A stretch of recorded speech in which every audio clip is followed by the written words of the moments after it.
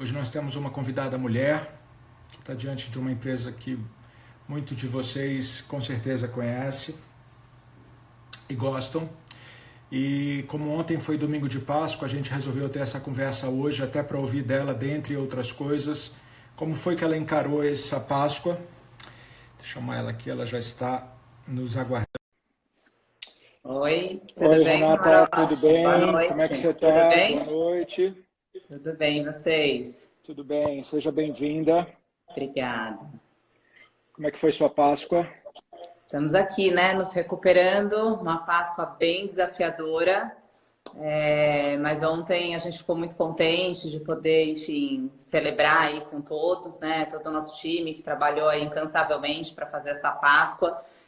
Como eu disse, uma Páscoa sem precedentes, né? Eu acho que diferente de tudo que a gente já passou e com certeza de tudo que a gente imaginou que seria possível passar. Mas já estamos renovados porque é isso, né? Terminamos a primeira batalha, mas a luta ainda é grande. Então estamos aqui já próxima para outra. Que bom. Deixa eu apresentar você para quem ainda não conhece.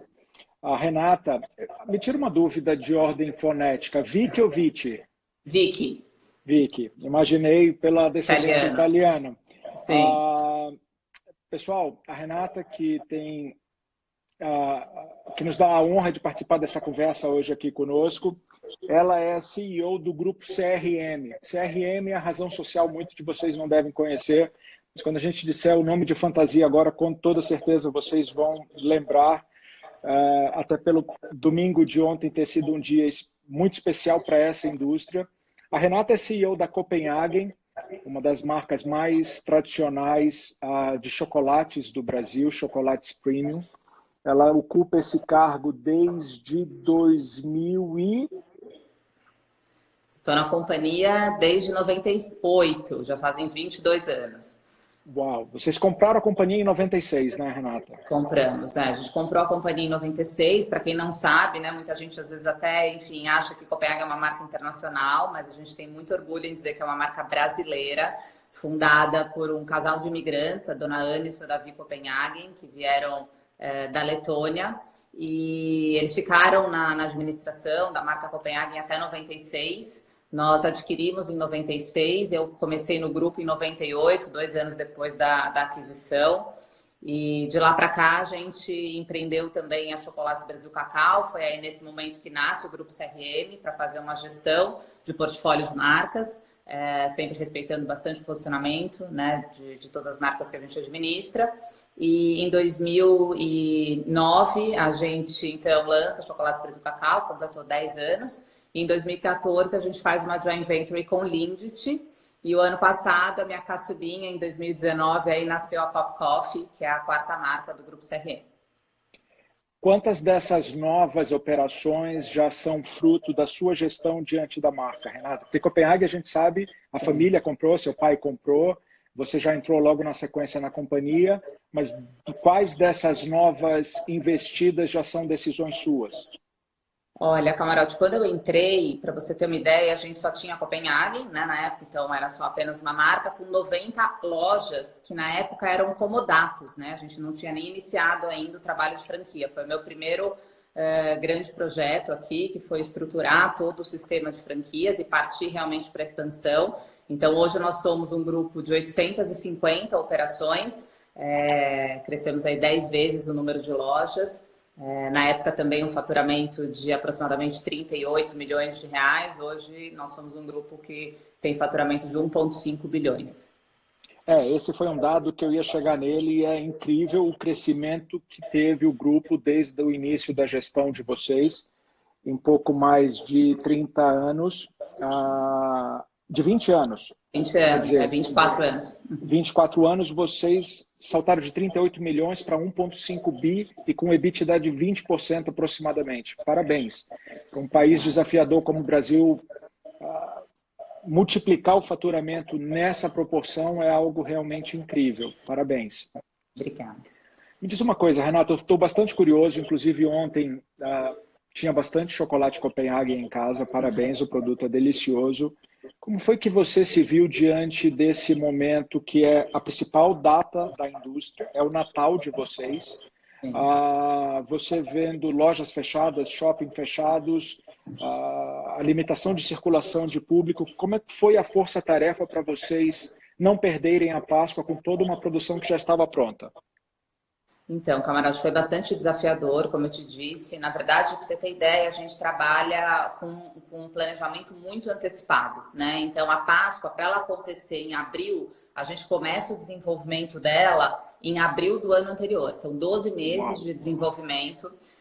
Nós fazemos a produção, a compra de insumos e produção de setembro a novembro, então nós já estávamos aí com grande parte, né, da Páscoa produzida. O franqueado hoje, acho que é importante entender, né, esse ecossistema todo. Então, o franqueado, ele antecipa as suas compras em agosto, né, então ele compra como se fosse o calendário da moda, né, ele compra a coleção com 7, 8 meses de antecedência e a gente leva isso muito a sério, né, a gente precisa, como uma grande indústria, trabalhar com um planejamento muito preciso, né, para que tudo isso aconteça. São desenvolvidos mais de 70 novos SKUs que entram na coleção de Páscoa, então tem também um aumento expressivo do portfólio, toda uma logística, inclusive, para conseguir fazer esse gerenciamento, né, de portfólio. E aí a gente, enfim, lá no início de março, a gente já estava rodando as regionais, eu, inclusive, estava em todas as regionais, fazendo esse warm-up de Páscoa, porque a gente veio de um Natal e de um primeiro bimestre muito acelerado. A gente cresceu 25% no Natal e 13% o primeiro bimestre. Então, a gente estava com uma expectativa altíssima aí para fazer a melhor Páscoa da nossa história, enfim, muito assertivo no portfólio, régua de preço, entrega de embalagem, lançamentos, produtos, enfim.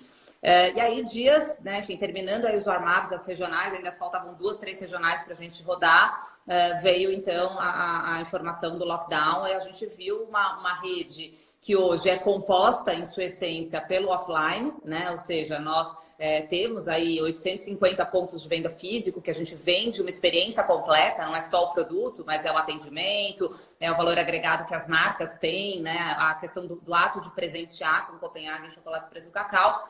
E aí a gente tinha duas situações, né? Ou a gente enfrentava aquele fato brutal, ou aquele fato brutal nos enfrentava. E foi nesse momento que a gente conseguiu muito rapidamente, acho que esse foi o principal êxito que nós tivemos na nossa estratégia, que a gente conseguiu rapidamente se estruturar.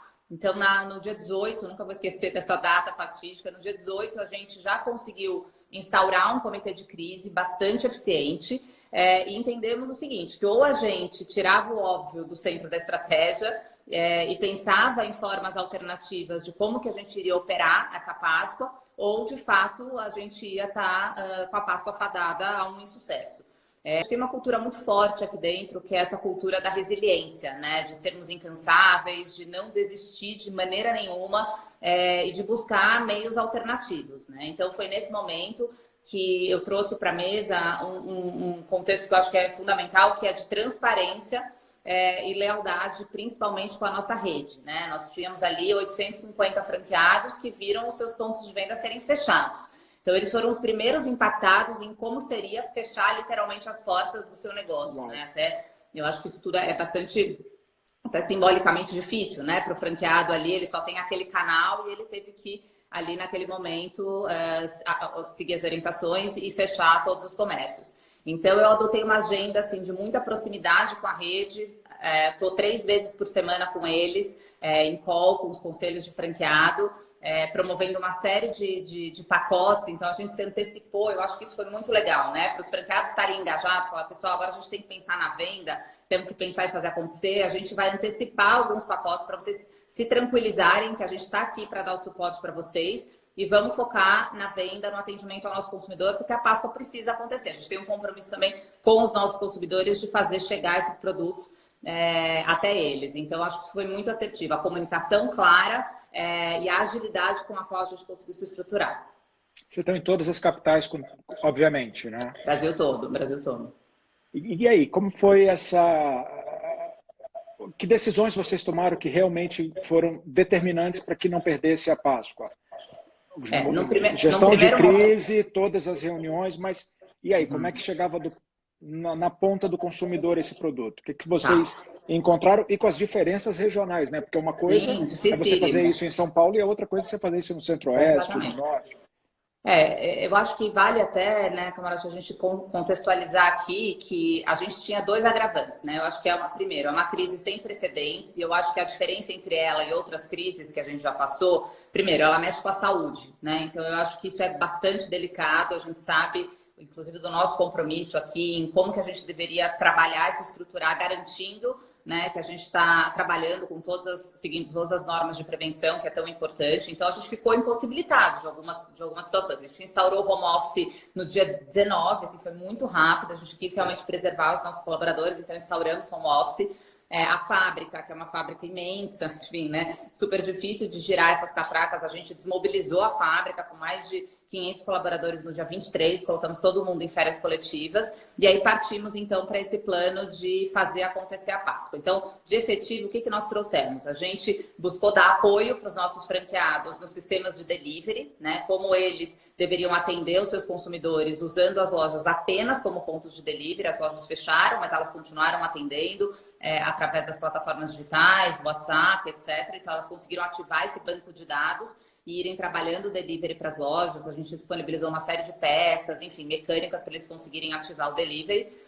A gente conseguiu ampliar a nossa participação no e-commerce para atender, enfim, um raio maior. Ampliamos 3.000 CEPs para atender o e-commerce. Sofremos, tá? Que confesso para você, acho que já deve ter, enfim, acompanhado aí outros executivos, né, trazendo isso.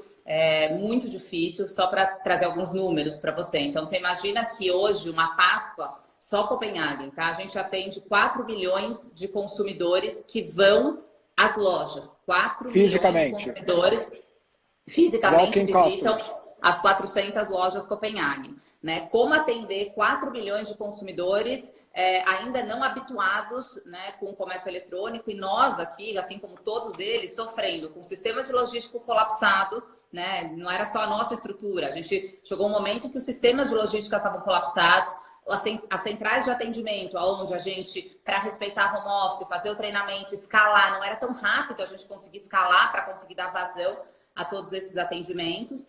Mas, enfim, a gente foi buscando parcerias e fomos tentando fazer isso. O resultado, acho que está aí, a gente vendeu 85% da nossa Páscoa. Isso, a gente começou com uma primeira previsão, a gente começou com uma primeira previsão que se a gente gerasse 40% da Páscoa no cenário que a gente estava, já seria bastante desafiador. Fechamos ontem o nosso número com 85% de giro.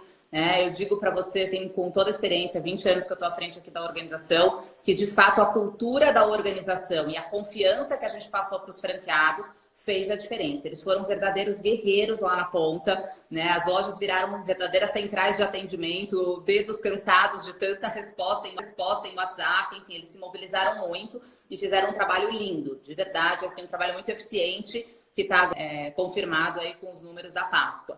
Então, sofremos, como todo mundo está sofrendo, mas a gente está buscando atenuar um pouco desses impactos aí, trazendo novas alternativas, mas de fato foi bastante desafiador, porque existia todo um entorno, né? Os sistemas de logística colapsados, os call centers colapsados, o próprio consumidor, né, tentando buscar alternativas e realmente poucas alternativas para conseguir ser atendido. Então, foi bastante desafiador nesse sentido. Me fala uma coisa, Renata, você falou que 4 milhões de pessoas são walk-in customers, o conhecido vai à loja fisicamente. Quanto da venda de vocês era online antes dessa loucura toda que você presenciou durante a última Páscoa? Eu acho legal trazer números, né, para a gente conseguir colocar isso em perspectiva. Então, eu vou te trazer um número aqui que acho que vai responder bem a sua pergunta. A loja, o e-commerce, ele respondia por uma loja de faturamento médio de Copenhague. A gente fez em uma semana, não tinha como trabalhar com previsibilidade, você vai concordar comigo. Em uma semana, a gente vendeu o que o e-commerce vendeu nos últimos 2 anos. Em uma semana, a gente vendeu o que o e-commerce vendeu nos últimos 2 anos. Então, quando você fala e-commerce... Perdão, quando você fala e-commerce, você não inclui nesse número, nessa conta, os serviços de delivery e de logística, é apenas o e-commerce de vocês? Só as vendas realizadas no site copenhagen.com.br. Então, assim, foi realmente um estouro, né? De novo, não tem como, o que a gente mais tem ouvido, né? Que o Covid entrou com uma máxima, que assim, se alguém tiver previsibilidade, a gente está realmente assim, trabalhando numa situação de pouca previsibilidade, porque o que se planeja num dia, no outro dia, em horas, né? Os empreendedores que a gente tem aqui no nosso comitê de crise, a gente troca muito, Renato, meu planejamento virou de minuto em minuto, né? Já não é mais um planejamento de hora em hora, nem de ano em ano. A gente está revisando o planejamento a cada instante, porque realmente vem novos decretos, novas mecânicas que são aprovadas e que a gente tem que se adaptar. A venda que a gente imagina de uma forma acontece 5, 10, 15, 20 vezes mais do que a gente imaginou. Então, realmente foi uma corrida aí ao e-commerce e a gente buscou atender. A gente teve uma média, mais ou menos, de 5% de pedidos não atendidos, né? Percentualmente é pouco, mas para nós a preocupação é que são todos clientes Copenhagen e todos deveriam ser muito bem atendidos, mas eu acho que é importante trazer esse pano, né, de fundo, porque de repente lá do outro lado as pessoas não entendem, né, o que é 5 mil reclamações, é 5 mil em cima de um número de 4 milhões de atendimento, né? Então, assim, é bastante difícil a gente conseguir fazer essa ampliação aí de todos os canais em pouquíssimo tempo, com poucos recursos e seguindo todas as orientações que são necessárias, pensando acima de tudo no bem-estar de todos. Pré-quarentena, as lojas já serviam como ponto de partida das entregas? Você já usava essas lojas? Não, o last mile, o nosso e-commerce, ele não estava ainda preparado para o last mile ser feito pelo franqueado. Então, foi uma iniciativa que nós tivemos no sentido de ajudar os nossos franqueados, tá? Isso é importante também trazer aqui, porque eu sei que tem muitos empreendedores aí que são franqueadores ou franqueados de outras redes. Qual que foi o nosso objetivo com o e-commerce? A gente conseguir puxar o estoque do franqueado, né? Então, ajudá-lo, uma vez que ele fez a compra com muita antecedência, 8 meses de antecedência, e a gente estava diante de um cenário bastante desafiador, com as lojas fechadas, a gente foi junto com eles e falou, olha, vamos tentar, através do nosso e-commerce, atender o nosso consumidor final, mas pensar nesse pequeno empresário, que é o franqueado, de atenuar uma possível devolução que ele teria. Então, tudo que a gente comercializou não era estoque da fábrica, não era estoque de lojas próprias, era o estoque do franqueado. Então, a gente tinha que operacionalizar isso. Eu puxava o estoque do franqueado e fazia a comercialização na minha plataforma. Eu não conseguia, nesse momento, preparar o sistema para o last mile ser a loja do franqueado, né? Ou trabalhar com pick-up store ou algo nesse sentido. Uau! Eu fico ouvindo isso e, apesar de não ser um cara de varejo, eu já tive experiência com varejo. Mais recentemente ensaiei um projeto que ainda não está 100% esquecido, de um marketplace, e sei muito bem a enorme complexidade quando você fala, e principalmente com o agravante do Brasil, de diferenças tributárias. Se você passa de um município, já mudou o imposto, se você passa de um estado, é completamente diferente, créditos a receber, créditos a pagar. Então, fica ainda mais desafiador, né?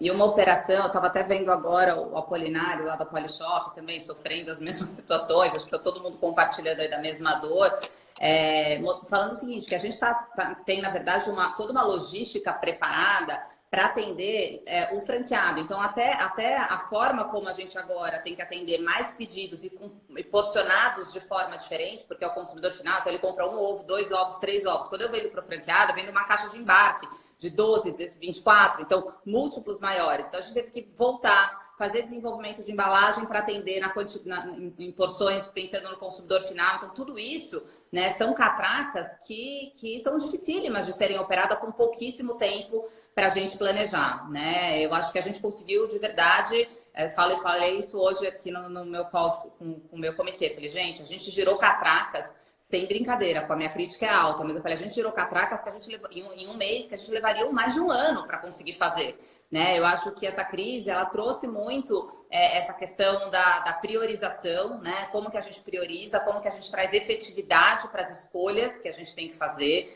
como que a gente atua com muita agilidade, então a execução, estratégia de execução caminhando junto, né? Pensei, executei, fiz. Tem coisas, de novo, né? O o bom é inimigo do ótimo, então tem coisas que no nosso dia a dia a gente sempre olha o ótimo, né? Uma marca que tem um cuidado, um esmero, qualidade como ingrediente principal. Mas nesse momento, estar em 90% dos lares brasileiros pulsava todos os dias das nossas decisões. Então, a gente optou por alguns caminhos que era mais, vamos dizer, abrangente, que abria um pouco mais o espectro para atender a grande maioria dos nossos consumidores. A gente sabe que tem muita gente que está nos assistindo que está numa situação igual, pior, melhor difícil do que a grande maioria de empresários e varejistas do Brasil. Prestadores de serviço, autônomos, independentes, está todo mundo passando por um enorme desafio. Mas uma das principais razões da gente começar a estabelecer essas conversas que a gente está tendo, mais uma vez, obrigado pela sua presença com pessoas como você, é para que quem está do outro lado consiga entender que é possível ser feito. Apesar de todos os desafios, apesar de tudo parecer que está perdido, quando você me disse que você tem uma antecedência, uma antecipação de exatos 12 meses, não existe uma indústria que talvez tenha uma antecipação tão grande quanto a de vocês. Com pedidos, a indústria da moda gira de 6 meses entre coleções, entre pedidos. A gente está falando de um ano inteiro. Desenvolvimento Sim. de produto, de fabricação, de pedidos, de entrega. E vocês conseguiram, em tempo recorde, salvar a lavoura e Sim. uma projeção de 40%. Vocês responderam de forma altiva, com 85% de vendas. Então, é possível. Sim. E eu acho que outro recado que a gente deixa desse aprendizado que você está passando aqui para a gente, Renata, é que tem sempre um lado positivo de qualquer cenário, por pior que ele seja. Olha o quão preparado está a CRM agora, a Copenhagen, as tuas outras marcas, para estarem muito mais prontas para essa digitalização que é irreversível. Sem dúvida, sem dúvida nenhuma, sem dúvida nenhuma. Eu acho que a mensagem que tem que ficar... se me perguntassem, né, hoje, Renata, você faria tudo de novo? Eu não tenho a menor dúvida, né? Assim, eu acho que até para a própria cultura da organização, né? A gente foi protagonista nesse sentido, vamos fazer, né? E a gente conseguiu fazer. Então, eu acho que todo mundo é capaz, né? A gente precisa realmente desbravar o novo.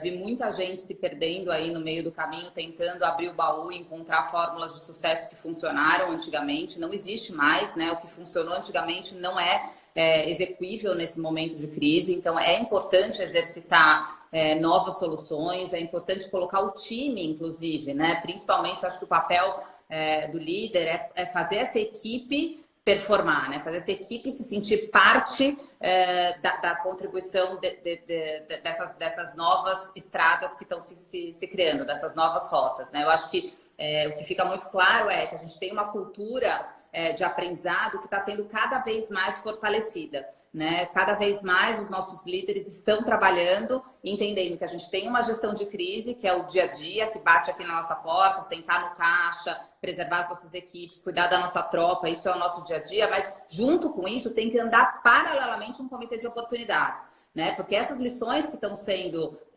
tiradas nessa crise, elas têm que virar melhorias para quem esperar a crise acabar para começar a trabalhar, a hora que terminar, primeiro, não é uma virada da noite para o dia, né? Não é que a hora que terminar o lockdown acabou a crise, não, tá só começando, né? É uma mudança por completo no hábito do consumidor, e como que a gente vai progressivamente saindo desse lockdown, como que o mercado vai se comportar ali, quais vão ser os próximos capítulos. Então, eu estou capitaneando muito isso, né? O que é o momento de crise, que é a severidade, a disciplina, a organização, priorização, olhar realmente aquilo que são pontos essenciais, que a gente tem que estar ali todo dia, livrinho de cabeceira, mas eu estou fomentando muito um comitê de oportunidades, porque a gente está se preparando para fazer diferente. Foi o que você falou, abrir uma transformação digital, né? Rola aí nos grupos dos CEOs para assim, quem provocou a transformação digital da tua companhia? O CEO, o COO? Não, foi o Covid, né? Porque a gente já vinha muito acelerado, já tinha muitas coisas em pauta sendo desenvolvidas, mas a hora que chega uma situação dessa, que a gente tem que se reinventar, a palavra da vez é reinvente-se. Quem não conseguir se reinventar, vai morrer na praia, né? Então, eu acho muito importante todo mundo que está aí entender que é possível, mas olhe sempre para algo que vai te trazer lições para que você perpetue esse negócio de uma outra maneira. Que aula, viu? Parabéns, Renata, porque tem muita gente que na hora do desespero grita, puxa o cabelo e fica inerte. E essas pessoas, E entra numa infelizmente, espiral, realmente, né?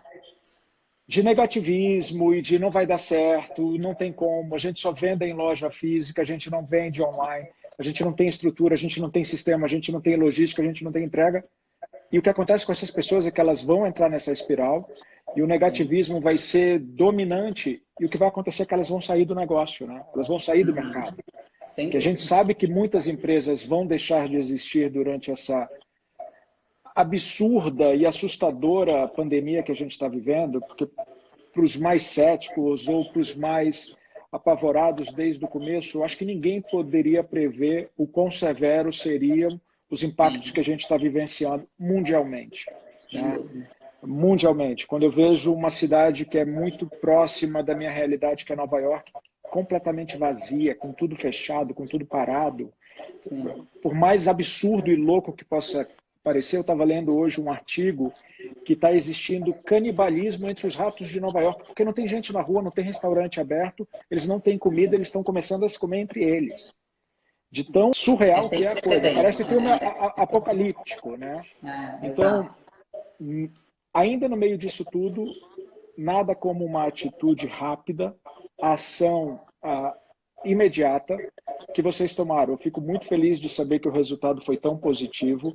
Eu estava com um grande question mark ontem ainda vendo os produtos de vocês. Eu falei, como é que será que foi para Copenhague e para as outras indústrias que estão envolvidas com a Páscoa? Eu fico feliz que o resultado de vocês tenha sido tão positivo. A gente Sim. recebeu aqui mais de 300 perguntas. Eu vou abrir algumas, Renato, enquanto a gente tem um tempo. Bom, tem uma pergunta aqui que eu acho que você vai poder ajudar. Como aumentar minhas vendas no mercadinho nessa crise? Então, a pessoa tinha com certeza uma realidade parecida com a sua, de venda física muito superior a... Não existe outra coisa, é um mercadinho. O que você acha que ela deve fazer numa situação como essa? Olha, eu até traria essa analogia que eu gosto de situações reais, porque a gente vai trazendo veracidade aqui, né, para nossa história. Então, assim, eu comparo essa pergunta com o que os meus franqueados fizeram, né? Eu acho que quando eles ouviram de nós, a gente tem que buscar alternativas. Primeiro ponto. Cirurgicamente, não adianta dar tiro de canhão para acertar passarinho. Ah, eu não sei o que fazer, eu vou, tento, né? Você tem que centralizar um pouco de esforços e entender o que cirurgicamente vai fazer mais diferença ali. Então, como que você ativa, por exemplo, uma base de clientes que você precisa construir? Como que você se diferencia no serviço de delivery que você vai prestar? Então, por exemplo, você vender mais do que o produto, mas uma solução para o seu consumidor. O que ele está precisando? É a compra da semana? É a compra do mês? É um produto mais de primeira necessidade? Como que você transforma, inclusive, a sua abordagem, porque hoje a gente está passando um problema, camarada, não sei se você concorda aí comigo, mas a gente está passando um problema que, assim, o consumidor, ele quer a solução, né? Ele está estafado, ele não quer mais ter que pensar o que ele compra, o que ele faz, como ele entrega. Quando a gente customiza esse atendimento para ele, ele entende que é uma oferta específica para ele, a chance de conversão é muito grande. Então, a gente, por exemplo, teve êxito muito grande na Brasil Cacau, que é uma marca que tem esse DNA guerreiro. Nossos franqueados, assim, são incríveis. E eles fizeram justamente isso, né? Então, pô, qual que é a oferta? Será que o cara que tem uma família que precisa de 2 ovos, 3 ovos, eles já montavam os pacotes, já mandavam, olha, esse é o pacote com esse desconto, com essa promoção, com esse preço, clique aqui e compre. Né? Então, eles começaram a ter uma conversão muito grande usando desse entendimento de colocar um pouco mais de energia para entender qual seria a oferta mais customizada que traria um retorno mais positivo. Legal. Bom, se eu puder colaborar com a pergunta que foi feita, eu acho que é aquilo, né? Marketing de guerrilha. De repente o mercadinho não tem, o mercadinho pode não ter tamanho suficiente para estar dentro de uma plataforma de delivery. Faça isso por conta própria. Eu morei muitos anos nos Estados Unidos. Tem iniciativas, camarote, assim, é legal trazer isso, né? Com custos baixíssimos. Por exemplo, os próprios franqueados conseguiram trazer aqui, Renata, tem uma plataforma de delivery que você já consegue subir a sua lojinha, colocar o preço, montar as ofertas, organizar como esses pedidos chegam por R$90. né? Assim, muitos franqueados, assim, buscando alternativas. Olha, realmente eu não consigo atender 2.000 mensagens por dia em WhatsApp. Eu preciso me organizar, preciso ter uma central mínima aqui de delivery para eu conseguir organizar. E eles fizeram. Então, assim, são, às vezes, até aplicativos com preços muito acessíveis e que ajuda muito. Sem dúvida. Mas vamos dar um passo atrás ainda. Não tem acesso. Não, eu não sou tecnológico. Roda uns flyers, faz um papel impresso. Você vai entregar pão, você vai entregar leite, você vai entregar arroz, você vai entregar manteiga. O que você tem no mercadinho? Circula isso num raio que seja factível de uma entrega por um funcionário seu a pé, ou de bicicleta, ou de moto, ou do que quer que seja. Tente atender o raio de clientes que você tinha e que hoje não está indo à loja e leve até ele. Se você não tiver o Rappi, se você não tiver uma plataforma, invente uma solução para solucionar o problema de alguém. As pessoas precisam continuar comprando insumos básicos. Então, pega esses exemplos que a Renata deu e não fica parado não, que você vai conseguir ter sucesso. Uma pessoa perguntou aqui, como ficou a produção da fábrica? Eu acho que você já respondeu isso, porque é uma produção muito antecipada, né? A gente paralisou a fábrica no dia 23 de março. Nossa fábrica fica em Extrema, sul de Minas. É uma fábrica, enfim, extremamente state of the art. A gente já estava com a produção de Páscoa concluída, né, em março, já entregue nas lojas, com um planejamento muito antecipado. Então, nós paralisamos. A ideia é que a gente retome agora, no início de maio, aí a gente consiga retomar a produção. Legal. Vamos mais para algumas perguntas aqui. Todo mundo bastante impressionado com o índice de 85%. Como é formado o comitê de crise e como foi essa escolha? Nós trabalhamos aqui, Camarote, com uma consultoria, chama Hartman House. Eles estavam alocados aqui fazendo um projeto de mapeamento de expansão para nós. A gente tinha aí como meta, né, o ano passado nós abrimos 90 novas lojas e esse ano a gente tinha como meta 125 novas operações. Eles são realmente muito especialistas na parte de reestruturação. Então eu tomei essa decisão no dia 17 à noite. Eu falei, olha, eu gostaria que a Hartman House redirecionasse os esforços para montar o comitê de crise. Nesse momento, então, eles entraram como um grande PMO e também como um catalisador de oportunidades, então, olhando o mercado, trazendo benchmarks, favorecendo aí fluir melhor essas informações dentro do comitê. Eu elenquei os principais diretores.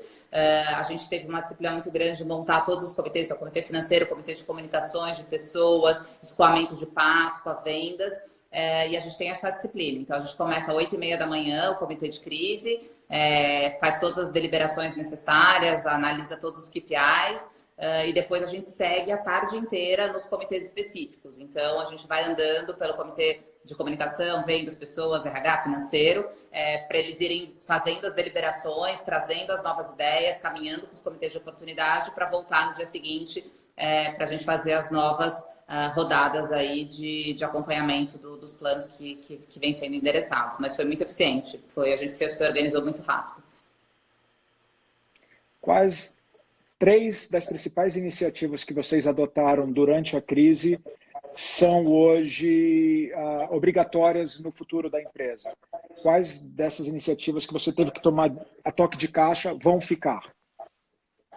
3 iniciativas que eu coloco que já eram do nosso DNA e que estão, assim, à flor da pele nesse momento. Comunicação, over communication. Fale com seus stakeholders. Então, assim, a gente tem uma comunicação muito próxima da rede. A gente entende que eles são os nossos primeiros clientes, né? Porque eles carregam esse ativo, que são as nossas marcas, as experiências que são geradas lá na ponta. Então, sempre funcionou esse olho no olho, sempre funcionou essa cumplicidade, essa confiança, e agora isso está, assim, em total evidência, né? A gente tem, assim, endereçado isso com muito cuidado. Segundo ponto, cuide das suas pessoas, cuide da tropa. As crises passam e as relações ficam. né? Então, é o momento da gente trabalhar com muita clareza, principalmente também com os nossos colaboradores. Então, também intensificamos muito esse canal, montamos até, enfim, Instagram, coisas para eles acompanharem em real time, como que o comitê de crise tá trabalhando. E a gente antecipou, é aquilo que eu te falei, acho que isso deu muito certo, né? Os franqueadores hoje, enfim, que puderem se apropriar dessa ideia, eu recomendo, né? Que antecipe, a gente já está no segundo pacote de medidas de apoio à rede, né? O pacote anticrise, então com prorrogações de títulos, com suporte para ajudá-los nas renegociações dos aluguéis de shoppings, de rua, com escoamento de Páscoa, a gente puxou, só para você ter uma ideia, a gente puxou mais de 300 mil itens dos franqueados, que seria uma possível devolução, porque a gente estava vendendo em outros canais. Então, assim, ajudando a nossa rede a puxar esse volume e fazer acontecer. E foco no caixa, claro, né? Importantíssimo aí, a gente ter sempre esse cuidado. Graças a Deus, o Grupo CRM sempre foi uma empresa muito, muito severa nesse ponto, então a gente tem uma gestão de caixa muito eficiente. Mas são os 3 pontos: comunicação, segurança e antecipação das informações aos seus stakeholders e muita, muita atenção em valores do seu negócio que são inegociáveis, né? Ética, transparência, pioneirismo, entender o posicionamento das nossas marcas, a responsabilidade que a gente tem com os nossos clientes. Isso está bastante evidenciado. Você acha que o brasileiro está preparado para comprar e consumir chocolate online, remotamente? A degustação da loja, como é que fica isso?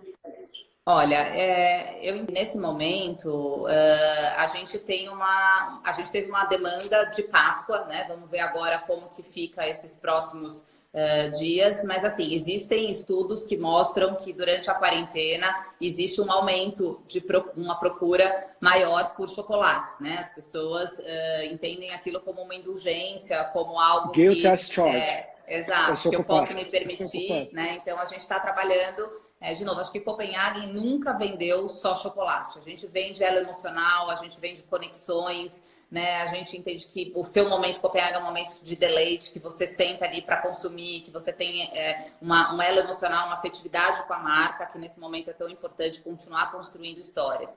E Brasil Cacau, assim, é uma marca que entrou com 2 pés, assim, eu estou muito, muito feliz com o trabalho que a gente vem executando, uma marca que tem uma qualidade ímpar, que é tem uma proposta de ser uma marca democrática, que invade todos os lares, que é de todo brasileiro, e os consumidores estão reconhecendo isso, principalmente, eu ouvi de franqueados meus, camarotes falando assim: Renata, eu posso te afirmar, tem franqueados que tem 9, 8, 10 anos, a chocolate do Brasil Cacau nunca foi tão divulgada como foi, né, pós-Covid. Porque o esforço, e eles estão tirando essas lições, né? Isso que é legal. Redes sociais veio para ficar, vários franqueados ontem me marcando, mandando: olha, redes sociais veio para ficar, o trabalho que a gente fez de divulgação da marca foi incrível. Nossa, a gente sempre esperou o cliente vir na loja, agora o cliente, a gente está indo atrás do cliente, ele está entendendo essa conveniência, está gostando, está comprando. Então, eles já estão absorvendo, né? Enfim, você imagina que a gente conseguiu gerar 80% da Páscoa sem loja, né? Então, é uma loucura, né? Você pensar isso com quadros reduzidos, as equipes em férias, né? Muitas delas, eles tiveram essa necessidade de colocar as equipes em férias, estão com equipes reduzidas, viraram verdadeiras centrais de atendimento aí durante um período que representa, eu falei dos 4 milhões de consumidores, mas só para você ter uma ideia. Hoje, a Páscoa representa para o Grupo CRM 30% do faturamento anual da companhia, concentrado em 10 dias de venda. Olha a nossa responsabilidade de fazer 30% do nosso faturamento anual sem uma loja aberta, ainda com algumas frentes de digital incipientes, começando, tendo que sobreviver aí nesse início, né, com todo o sistema colapsado, e a gente conseguiu girar mais de 80% da Páscoa. Então, eu acho que a gente vem aí para mostrar que realmente dá para fazer se a gente abraçar isso com força. Eu não costumo brincar de previsões, eu não sou futurólogo, eu não tenho bola de cristal, mas eu acho que vocês estão em excelentes condições de ampliar ainda mais essa participação de vocês no e-commerce. Olha o CRM que foi construído agora. Você atendeu 80%, 85% de 4 milhões de clientes walk-in customers. Hoje você tem um CRM desses clientes e a manutenção disso é muito mais fácil de quem vai ter que sair do zero. Você falou em algum momento do faturamento da Páscoa, e você falou da experiência Copenhagen, das pessoas irem. Quantos por cento das lojas de vocês têm o braço de F&B, de hospitality, o café, a degustação, você poder comer ali mesmo? Mais de 95% das nossas lojas trabalham com cafeteria. Inclusive a Cop Coffee, que é a quarta marca do grupo, nasceu com esse objetivo, né, de ser uma cafeteria é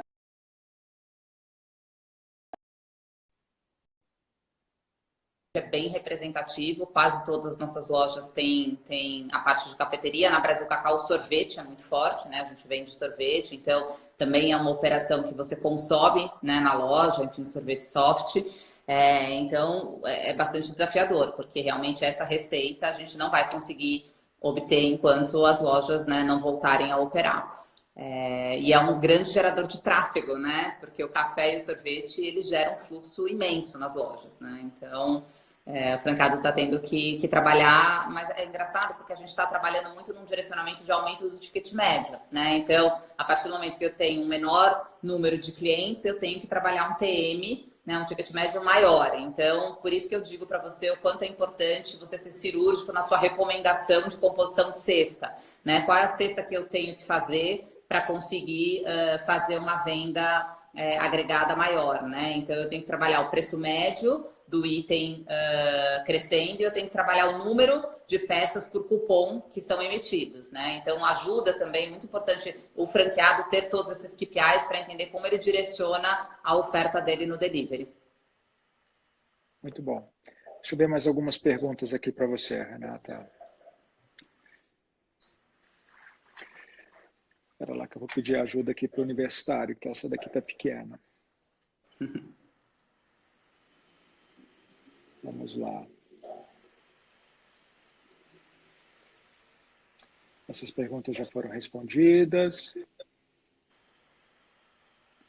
Como é que você está fazendo com a questão de férias coletivas, manutenção de postos, agora que a Páscoa passou e a gente não sabe quanto tempo vai levar para as coisas voltarem ao normal? O que o grupo está fazendo? Num primeiro momento, a gente preservou todos os nossos colaboradores, enfim, não houve nenhum tipo de demissão nesse momento, redução de quadro. A gente colocou todo mundo em férias coletivas, que é uma forma de garantir, né, aos nossos colaboradores. Então, quem podia, a gente colocou em férias coletivas, todo mundo em home office, né, aqui, fábrica, como eu já disse, também em férias coletivas.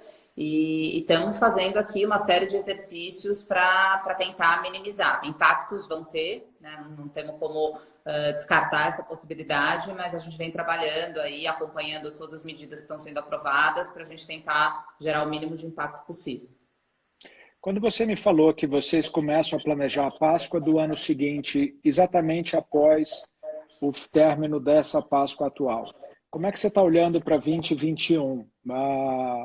Produção, crescimento, redução?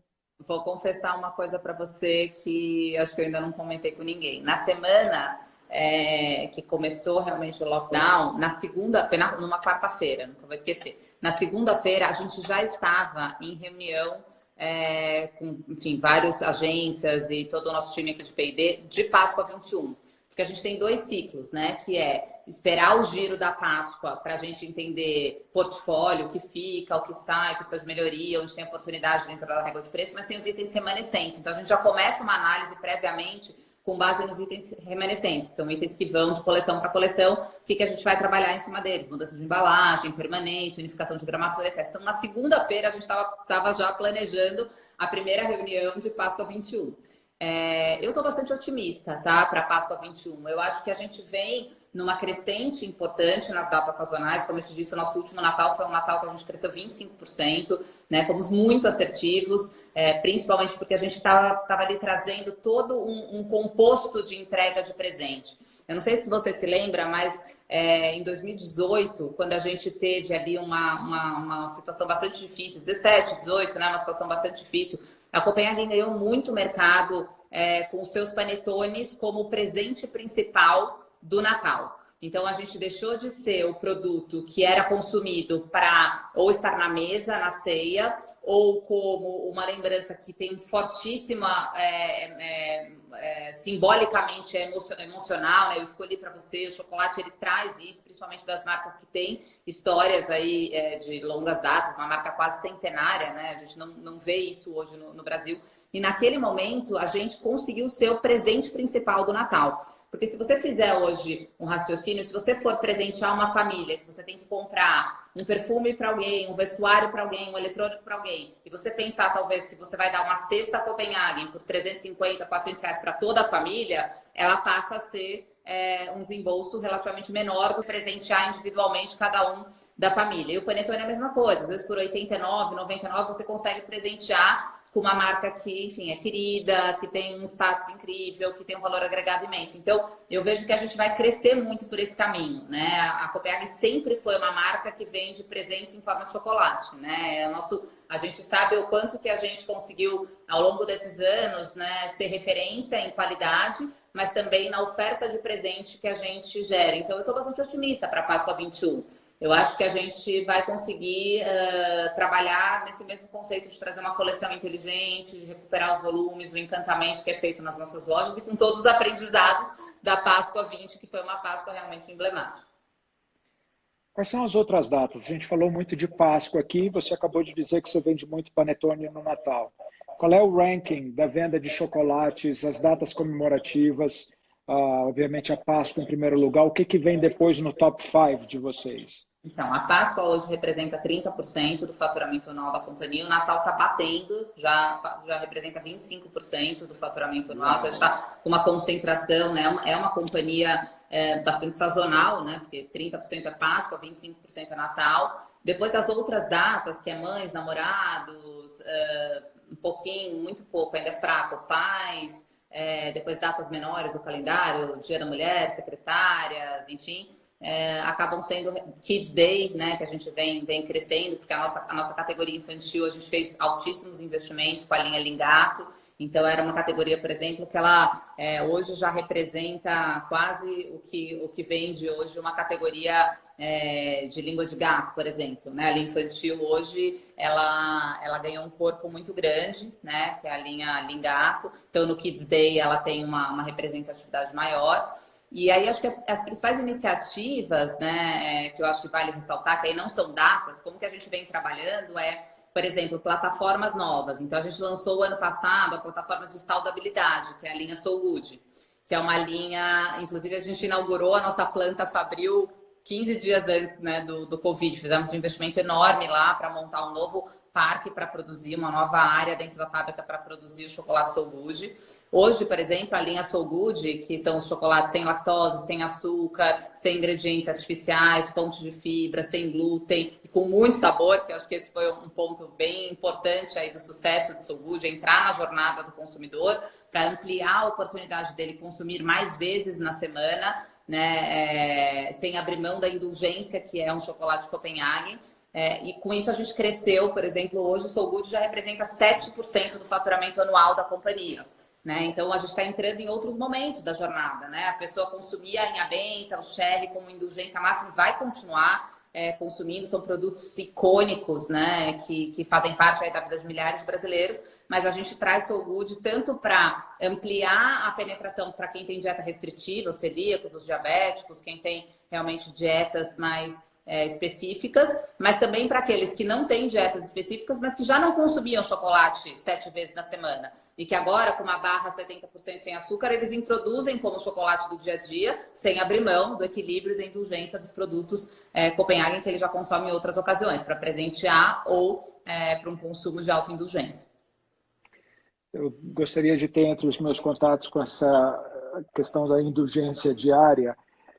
Teve uma época durante a Copa do Mundo do Brasil que eu resolvi que eu ia fazer um spa na Suíça, porque eu falei, o Brasil vai colapsar, grande erro, foi linda a Copa, todo mundo viu que o brasileiro conseguiu entregar aquela super produção, e nesse spa, obviamente a gente estava na Suíça, vinha sempre à noite umas barrinhas de chocolate, e eu estava ali num spa restritivo, e eu perguntei para minha enfermeira, posso comer chocolate? Ela falou, deve. Nessas porções você deve comer todos os dias. Se eu tivesse esse contato, eu passaria para você fazer um workshop com ela para dizer que deve se comer chocolate O todos os chocolate, ele, quando ingerido nas quantidades prescritas, ele é enfim, um alimento dos deuses, né? Ele é antioxidante, enfim, ele é um chocolate que realmente traz uma série de benefícios. Mas é isso, são 25 a 30 gramas de chocolate, de preferências com maior concentração de cacau. O brasileiro come os 70% ou ele continua sendo um consumidor de chocolate ao leite? Ele ainda tem, né, em sua essência, a preferência pelo chocolate ao leite, mas a gente vem acompanhando um crescimento muito acelerado da gourmetização dos chocolates de mais alta concentração de cacau, né? Eu acho que o brasileiro vem cada vez mais buscando mais informações. Eu acho que é muito mais do que só o valor funcional, mas a gente tem visto, e essa quarentena está nos mostrando isso também, né? Mais uma lição positiva aí dessa quarentena, o quanto as pessoas estão preocupadas com um novo lifestyle. Eu acho que a proposta de So Good não é só ser um chocolate saudável, gostoso, com endosso de uma Copenhagen. Não, ele traz ali uma nova proposta de lifestyle que é o equilíbrio, né? Não tem problema nenhum você consumir uma Minha Benta, muito pelo contrário, é um momento incrível de indulgência, maravilhoso, um chocolate de altíssima qualidade, ele tem que estar nos seus momentos. Mas a gente está dizendo o seguinte, não é uma escolha e renúncia, né? Não é porque eu como um, eu renuncio o outro. Não, é como você insere mais vezes o chocolate na sua dieta, né? Você já não come todos os dias, né? Então, como é que você insere mais vezes trazendo uma proposta que realmente entrega isso? Porque também existem muitos chocolates que se propõem a serem chocolates funcionais, saudáveis e que não têm essa entrega. Tem mais adoçantes artificiais, mais que é preferível você comer um chocolate regular, né? Do que você ir por um caminho de chocolates que não tem realmente essa entrega fidedigna. Renata, a gente está se aproximando do nosso deadline, o Instagram tem uma limitação. Ele derruba, né? Uma horinha ele derruba a gente. O papo está tão gostoso, mas eu queria abrir para você fazer suas considerações, deixar o recado que você quiser para quem está nos assistindo e que mensagem você passa nesse momento para as pessoas que estão olhando para você como uma inspiração de como superar esse desafio que a gente está vivendo. Bom, primeiro eu queria agradecer aqui a oportunidade, espero que nesse bate-papo aqui a gente tenha conseguido trazer insights positivos. Eu queria trazer 3 pontos que eu acho que pode ajudar muita gente. Primeiro, ressaltar que eu acho que essa crise ela trouxe uma reflexão muito importante do quanto a gente tem que trabalhar de forma cooperada, né? Fazia muito tempo que eu não via o empresariado como um todo trabalhando de forma tão cooperativa, né? O quanto a gente pode e deve descer isso para todas as relações, né? Estar aqui hoje é uma forma de cooperar. Eu acho que quando a gente compartilha experiências, a gente multiplica o sucesso de muitas pessoas que usam as informações, as experiências adquiridas como uma base e uma grande mola propulsora para desbravar novos caminhos. Segundo, protagonize e não se esconda atrás do medo, né? Esse momento vem para realmente mostrar para a gente que é imprescindível que a gente tire a palavra desistir do nosso vocabulário, né? A gente tem que enfrentar tudo que vier pela frente com muita resiliência. Esse momento pede muita resiliência, então é importante que as pessoas se mostrem firmes e que elas entendam que principalmente a liderança é o farol da transformação. Então o líder precisa puxar esse movimento, ele precisa encorajar suas equipes a serem disruptivas e a pensarem em formas novas de combaterem uma situação que é nova para todo mundo, né? Abraçar as nossas vulnerabilidades é uma forma eficaz de conseguir destravar o sistema, girar a catraca e fazer as coisas acontecerem. E um terceiro ponto que a gente acabou não conversando um pouco aqui, mas que eu acho bem interessante o quanto a gente pode fazer um pouco mais pelos outros, né? Então, nessa Páscoa, a gente teve milhões de responsabilidades com os nossos franqueados, com os nossos consumidores, com respeito total e absoluto à história de uma marca quase centenária e de uma outra marca que nasce para ser a marca de todo brasileiro. Mas a gente não deixou de contemplar quem estava lá na linha de frente, né? A gente não pode esquecer que hoje a gente tem médicos, enfermeiros trabalhando ali incansavelmente, realmente na linha de frente. Então, a gente apoiou 2 institutos assim que a gente achou interessante, que era como que a gente poderia promover mais doadores para os bancos de sangue, porque os bancos de sangue estão sofrendo muito com a queda drástica no número de doadores, né? Então, a gente apadrinhou uma campanha que chama Adoce a Vida de Alguém. Então, todo mundo que foi nos hemocentros cadastrados na nossa campanha receberam, ao doar sangue, receberam um ovo de Páscoa, que era uma forma da gente estimular e reconhecer aqueles que estavam indo, que enfrentaram seus medos, né, o seu anseio de sair de casa e que foram lá entendendo que eles têm esse compromisso. E também presenteamos aí médicos, enfermeiros da linha de frente com uma série de campanhas que a gente fez. Mas o que você, a ideia do Grupo CRM era adoce a vida de alguém. O que você pode fazer pelo próximo? Qual é a ação que você, ali no seu prédio, na sua casa, na sua empresa, no seu grupo de amigos, que você pode trabalhar e que realmente surte efeito? Então, eu acho que esse momento também é um momento que todo mundo está mais reflexivo e buscando entender que sim, quando a gente trabalha no nosso círculo de influência, a gente é capaz de mexer o ponteiro, né? A gente não pode ficar aqui se vitimizando do que está acontecendo fora do nosso raio de influência. Se concentre no seu raio de influência para que você consiga ter resultados positivos. Não adianta pensar naquilo que você não tem influência nenhuma.